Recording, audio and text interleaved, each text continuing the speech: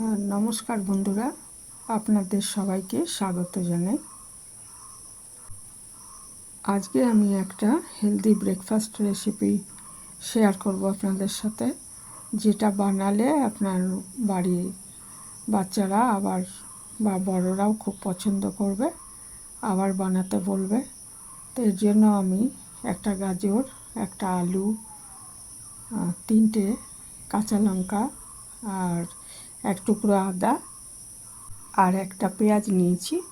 পেঁয়াজটা আর কাঁচা লঙ্কাটা একটু কুচিয়ে নেব আর বাকিগুলো গ্রেট করে নেব। আর এদিকে আমি যতগুলো বানাতে চাই, এই মানে রুটি বলুন, ব্রেকফাস্ট, এই পরোটা বলুন, সেই অনুপাতে আমি আটা নিয়ে নিয়েছি। আর একটু নুন দিয়ে এটা আগে ভালো মতো মিশিয়ে দিচ্ছি। ভালো মতো মিশিয়ে নেওয়ার পর এর মধ্যে আমি অল্প অল্প জল দিয়ে একটা ব্যাটার তৈরি করে নেব। খুব পাতলাও হবে না, আবার খুব ঘনও হবে না। ব্যাটার তৈরি করে এটাকে একটু রেখে দেব, আর কিছুক্ষণ রেখে দেবো আর কি। এটা ব্যাটারটা তৈরি করার পর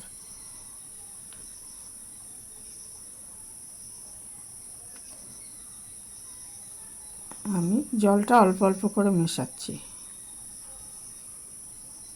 তাহলে ভালো মতো তৈরি হবে ব্যাটারটা।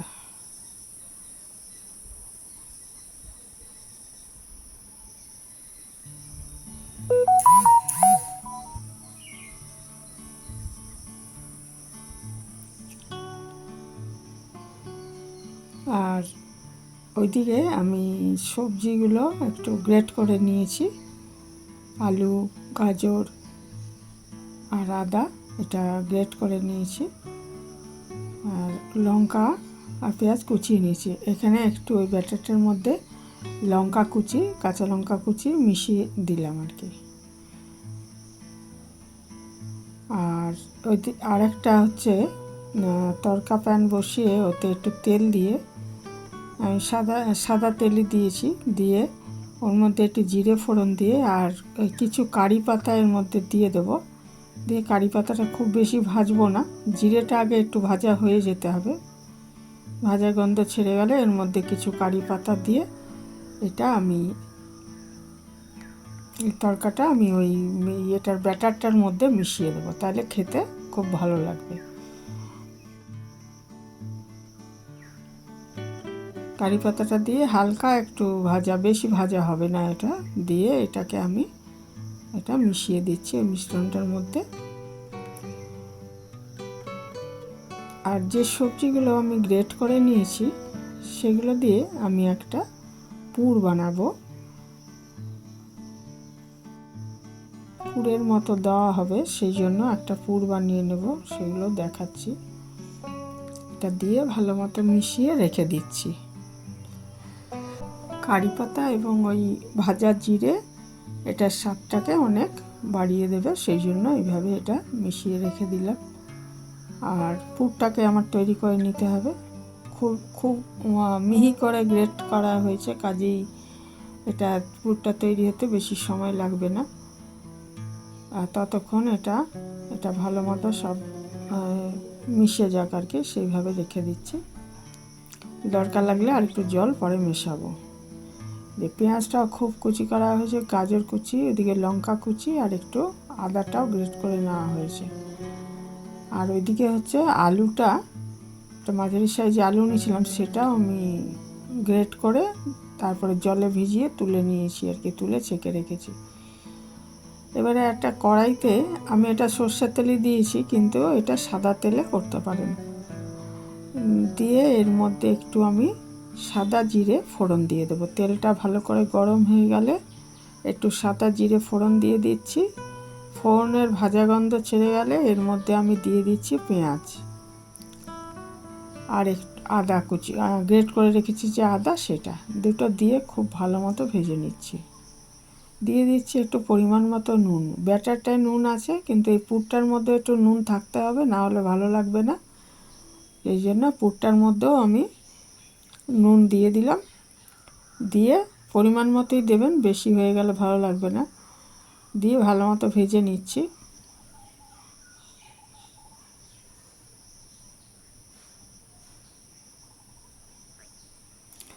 পেঁয়াজ আর আদার যখন ভাজা গন্ধ ছেড়ে যাবে তখন ওইখানে আমি বাকি জিনিসগুলো দেব।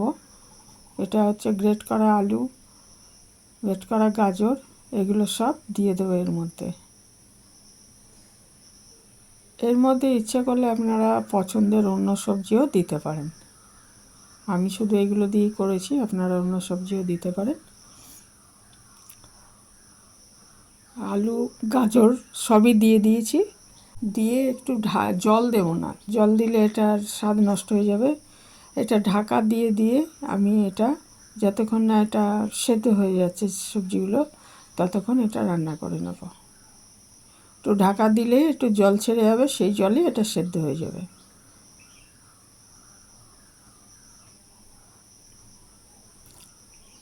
আর এটা পুরটা তৈরি করে তারপরে আমার বাকি কাজ, ঢাকা দিয়ে দিলাম যাতে এটা একটু নরম হয়ে আসে, সেদ্ধ হয়ে যায়। এখন 4 মিনিট পরে খুললেই দেখবেন যে এটা অনেক নরম হয়ে গেছে এবং ভাজা ভাজা গন্ধ ছেড়ে এলেই এটাকে নামিয়ে নিতে হবে। তাহলে পুরটাও রেডি হয়ে গেল। ওইদিকে আমি ব্যাটারটাও তৈরি করে রেখেছি। এরপরে আমার বাকি কাজটা,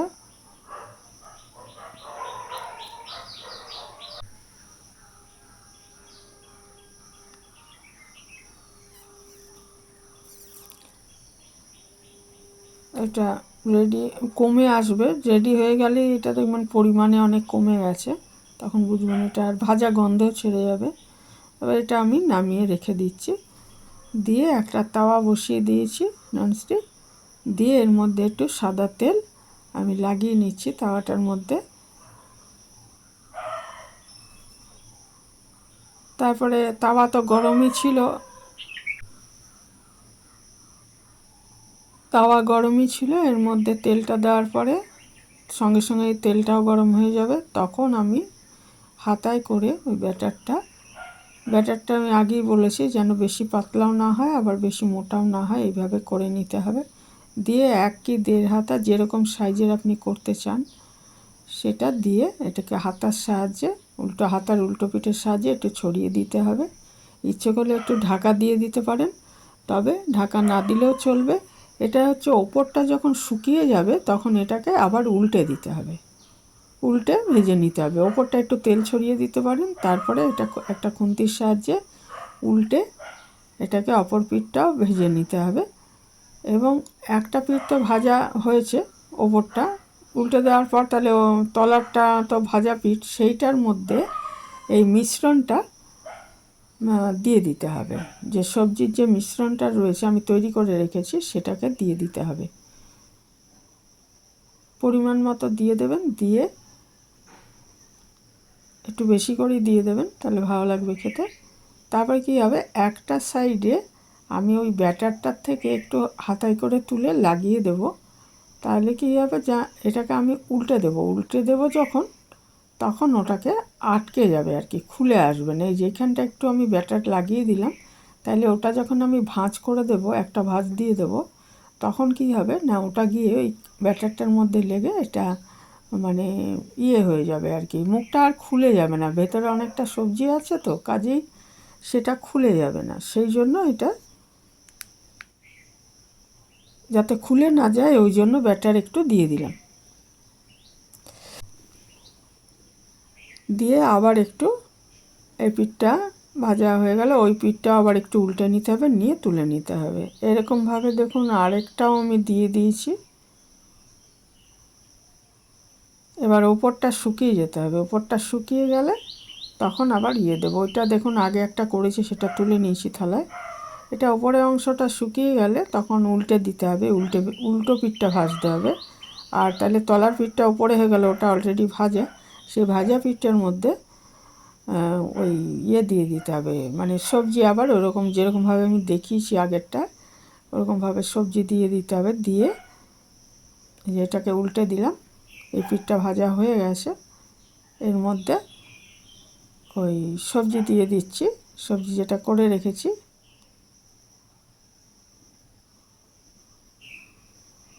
দুটো খেলেই পেট ভরে যাবে এবং এটা শুধুও খাওয়া যাবে, আবার ইচ্ছে করলে সসের সাথে খেতে পারেন।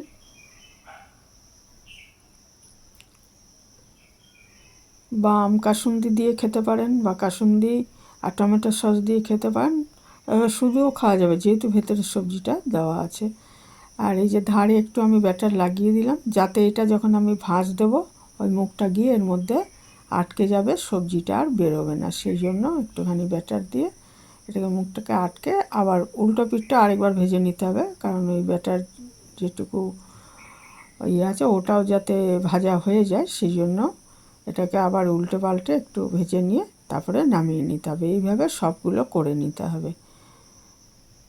খুব ভালো হয় খেতে, করে দেখতে পারেন একবার।